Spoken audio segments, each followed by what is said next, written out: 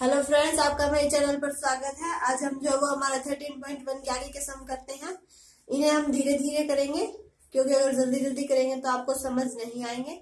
तो एक एक दो दो क्वेश्चन हम डेली करेंगे, जिससे आपकी साथ साथ प्रैक्टिस भी होती रहे और आपको क्लियर भी होते रहे।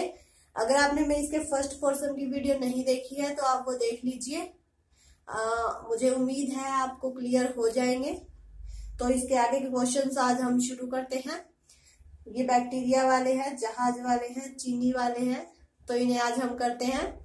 तो वीडियो को बिना स्किप किए देखिएगा, वरना क्वेश्चंस क्लियर नहीं होंगे।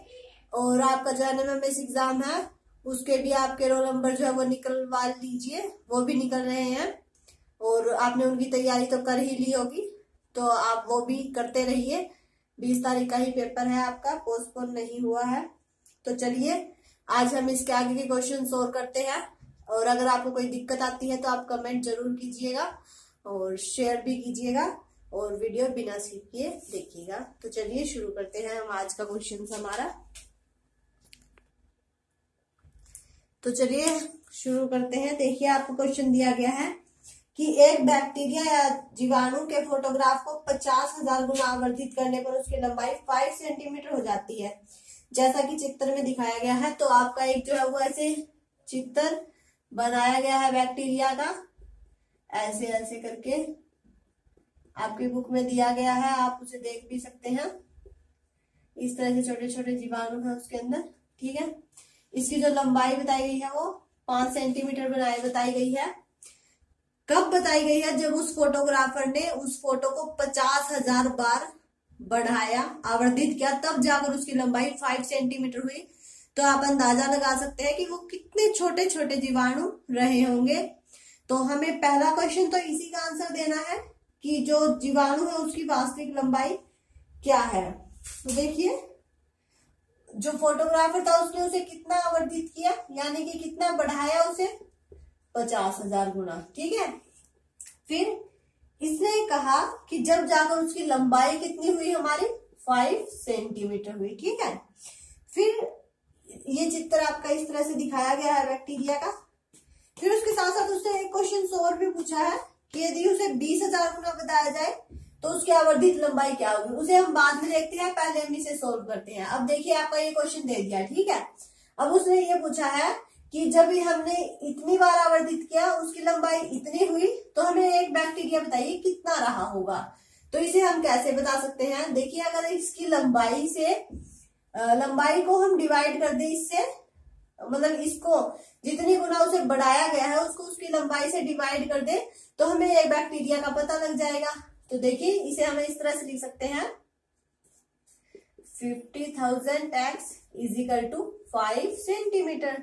तो x इजिकल टू आपका आ जाएगा 5/50,000। ये आपका कट गया, तो ये 10,000 आ गया। अब 10,000 को हम इस तरह से लिख सकते हैं 10 की पावर 4, यानी कि 10 की पावर 4 को जब हम खोलेंगे इस तरह से तो आपका क्या रहेगा, 1 2 3 4 ही आ जाएंगे, 3 4 ही 0 आपकी यहाँ है।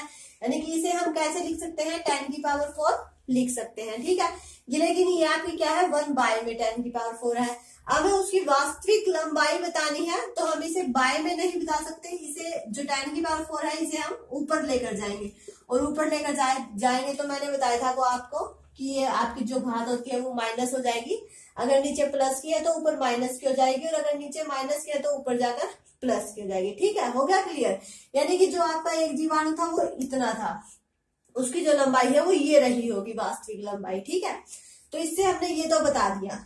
अब आपका जो इसी में नेक्स्ट क्वेश्चन पूछा गया है कि उसकी उसे मतलब अगर 20,000 गुना बढ़ाया जाए, उसे आवर्धित कितना किया जाए, 20,000 किया जाए, 20,000 गुना, तब उसकी जो लंबाई है वो क्या होगी। तब हमें उसकी लंबाई जो है वो बतानी है। अब देखिए हमें 3 चीज पता है, 50,000 आवर्धित किया गया तब उसकी लंबाई 5 सेंटीमीटर हुई, लेकिन जब 20,000 किया गया तब हमें उसकी लंबाई बतानी है। तो देखिए ये 3 चीज हमें पता है। तो जो मैंने कल आपको क्वेश्चन कराए थे उसमें मैंने देखिए हमारे पास 3 ही चीज थी, हमने चौथी चीज उस सूत्र से निकाली थी। कौन सा सूत्र था, T1 T2 A1 A2 equal में रखो और इन्हें सोल्व कर दो, आपका आंसर आ जाएगा।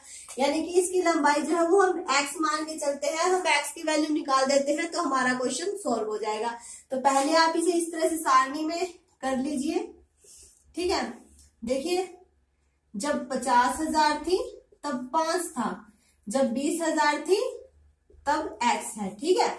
अब इसे सोल्व करना है, कैसे करना है, ये हमारा T1 है और ये A1 है, ये T2 है और ये A2 है। तो इसे इस तरह से लिख लीजिए, T1 50,000 बाय A1 यानी कि 5 इज इक्वल टू 20,000 बाय में x क्रॉस मल्टीप्लाई कर सकते हैं हम, तो ये आपका 15,000 इंटू एक्स और 20,000 मल्टीप्लाई 5।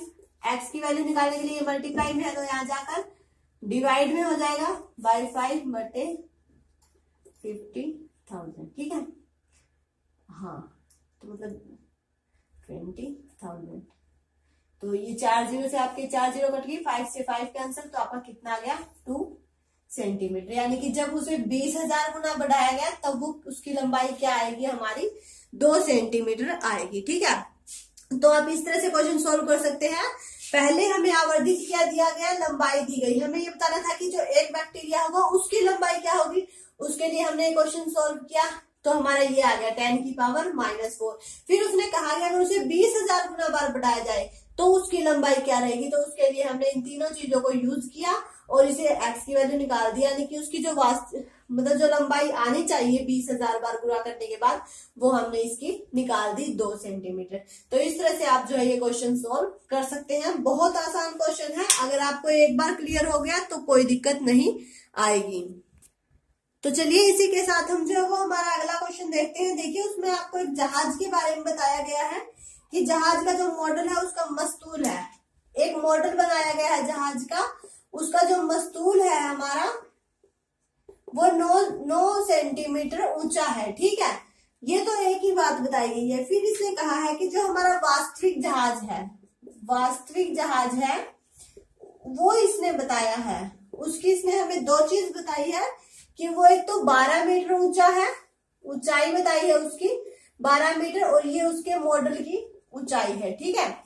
और फिर इसने बताया कि उसकी जो लंबाई है वो 28 मीटर है, यानी कि उसकी जो ऊंचाई है वो 12 मीटर है और जो लंबाई है वो 28 मीटर है, और जो मॉडल है उस मस्तूल का वो 9 सेंटीमीटर ऊंचा है। तो हमें उसके जो मॉडल है, मस्तूल की मॉडल है, उसकी लंबाई हमें बतानी है।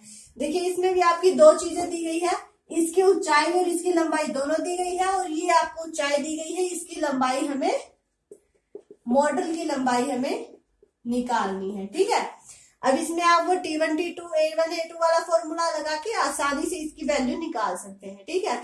मॉडल की लंबाई आप वो है y मान लीजिए, x मान लीजिए, z मान लीजिए, एनीथिंग कुछ भी मान लीजिए, कोई फर्क नहीं पड़ता। तो आपका जो T1 होगा वो क्या होगा, 12 होगा, ठीक है। और जो आपका T2 होगा वो क्या होगा, 28 होगा, और जो आपका A1 होगा वो 9 होगा, और जो आपका A2 होगा वो y होगा। अब देखिए, हमारा फॉर्मूला था कि अगर हमें किसी एक की वैल्यू निकालनी हो तो अगर हम इन्हें u इक्वल में रख देंगे तो हमें किसी एक की वैल्यू निकल जाएगी, अगर 3 हमारे पास है तो, ठीक है। और अगर हमें अनुपात निकालना हो तो भी मैंने बताया था कि T1 अनुपात T2 इक्वल होगा किसके, A1 अनुपात A2 के। अगर आपको अनुपात निकालना हो तो आप इससे निकालिए, और अगर आपको मान लीजिए एक की वैल्यू निकालनी हो और 3 आपको दिए गए हो तो आप इससे निकालिए। कंपेयर मैंने कर दिया, जिसकी दोनों चीज दी हुई हो वो आपके T1 और T2 कहलाएंगे, और जिसकी एक चीज हमें निकालनी हो वो आपके A1 और A2 कहलाएंगे। अब देखिए, इन्हें सिर्फ पुट करना है इसके अंदर। T1 हमारा 12 है, T2 A1 हमारा 9 है, T2 हमारा 28 है, और ये y है। क्रॉस मल्टीप्लाई करनी आती है, क्रॉस मल्टीप्लाई कर दीजिए। 12 की y के साथ करेंगे तो 12y, और 28 की जो है वो 9 के साथ करेंगे तो y is equal to 28 multiply 9 by 12। 3 3 जा 9, 3 4 जा 12, 4 7 जा 28, 7 3 जा 21। तो y की वैल्यू आप कितनी आ गई, 21 आ गई। यानी कि हम मॉडल की जो लंबाई है वो बता सकते हैं कितनी होगी, 21 सेंटीमीटर होगी। तो देखिए, इस तरह से ये क्वेश्चन बहुत आसान है। अगर आपको इनके फॉर्मूलों के बारे में पता है तो आपको किसी प्रकार की कोई दिक्कत नहीं होगी। तो चलिए इसी के साथ हम अगला क्वेश्चन और देख लेते हैं। देखिए इसमें आपको कहा गया कि मान लीजिए यानी कि लेट कर लीजिए कि जो आपकी 2 किलो चीनी है यानी कि 2 kg चीनी है आपकी, उसमें आपके क्रिस्टल्स कितने दिए गए हैं 10 की पावर 6, 9 मल्टीप्लाई 10 की पावर 6 क्रिस्टल दिए गए हैं। तो इसने एक तो ये क्वेश्चन पूछा है कि 5 kg चीनी होगी तब ये क्रिस्टल्स कितने होंगे, और एक ये पूछा कि 1.2 kg आपकी चीनी होगी तो कितने क्रिस्टल होंगे। तो देखिए हम इन्हें पार्ट्स में सॉल्व कर लेते हैं। पहले 5 kg के लिए कर लेते हैं, उसके बाद 1.2 kg के लिए कर लेंगे, इसके दोनों पार्ट सोल्व हो जाएंगे। अब इसने इतना ही दिया है कि मान लीजिए अगर 2 किलो चीनी है आपकी तो उसमें आपके इतने क्रिस्टल्स हैं, तो हमें बताना है कि 5 में कितने हो गए या 1.2 में कितने हो गए। फॉर्मूला आपको वही यूज करना है, बस आपको तरीका आना चाहिए। आपका जो T1 होगा वो 2 हो गया, T2 होगा वो 9 मल्टीप्लाई 10 की पावर 6 हो गया, और A1 होगा आपका 5, A2 Y मान लीजिए, हमें तो निकालना ही है। तो T1 2/5 इजिकल टू में 9 मल्टीप्लाई 10 की पावर 6 बाय Y, तो 2Y इजिकल टू में 9 मल्टीप्लाई 10 की पावर 6 और 5 भी मल्टीप्लाई में, तो Y is equal to 5 multiply 9 multiply 10 की पावर 6 बाय 2। अब देखिए इसे हम काट सकते हैं, अगर आप यूं कह दी कि यहाँ पर 10 को 2 की जगह 5 लिख लो तो काट सकते हैं, लेकिन नहीं, हमें इसकी स्टैंडर्ड फॉर्म लेके आनी है। तो इसे हम यूं नहीं कट करेंगे, इसे हम सीधा 9 के साथ डिवाइड कर देते हैं, ठीक है, उसमें भी कोई दिक्कत नहीं है। जब हम 2 को 9 के साथ काट देंगे तो हमारा 4.5 आएगा। डिवाइड करके देख लीजिए, 2 4 जा 8, 2 5 जा 10, 0 निकालेंगे तो 0 उतारने के लिए यहाँ पर पॉइंट लगाना पड़ेगा, फिर 2 5 जा 10 आपका सोल्व हो गया, 4.5 आ गया। अब देखिए स्टैंडर्ड फॉर्म में लाना है, इसलिए 4.5 की जब हम 5 के साथ मल्टीप्लाई करेंगे तो 22.5, यानी कि आपका y की वैल्यू कितनी आ गई 22.5 मल्टीप्लाई 10 की पावर 6। लेकिन देखिए हमें स्टैंडर्ड फॉर्म में लेके आनी है, तो 22 आपका नहीं आएगा, क्योंकि जब 2 किलो चीनी थी तो उसका 9.10 की पावर 6 था, और ये 5 किलो के लिए पूछा गया है। तो देखिए इसे हम क्या कर सकते हैं, इसे हम एक 10 से और मल्टीप्लाई कर देते हैं। जब हम इसे एक 10 से और मल्टीप्लाई करेंगे, इसका डेसिमल जो है वो यहाँ आ जाएगा, ठीक है, और यहाँ पर 10 की पावर हमारी क्या हो जाएगी 7 हो जाएगी। मल्टीप्लाई करना है, देखिए यहाँ पर हमारा 10 था तब 1 पॉइंट था, जब यहाँ पर हमारा 100 हो जाएगा तब 2 पॉइंट आ जाएंगे, यानी कि एक डेसिमल हमें इसका आगे करना था, तो हमने 10 से इसकी जो है वो मल्टीप्लाई कर दी। तो करेंगे जब दोनों की होगी तो यहाँ जो आपकी पावर 6 थी वो 7 हो जाएगी, यहाँ आपका एक डेसिमल आगे आ जाएगा, यानी कि 2.25 मल्टीप्लाई 10 की पावर 7 जो है वो आपका आंसर हो जाएगा। तो ये चीनी वाला क्वेश्चन आपका बहुत आसान है। इसी तरह से आप जो 1.2 के लिए यूज कर दीजिए।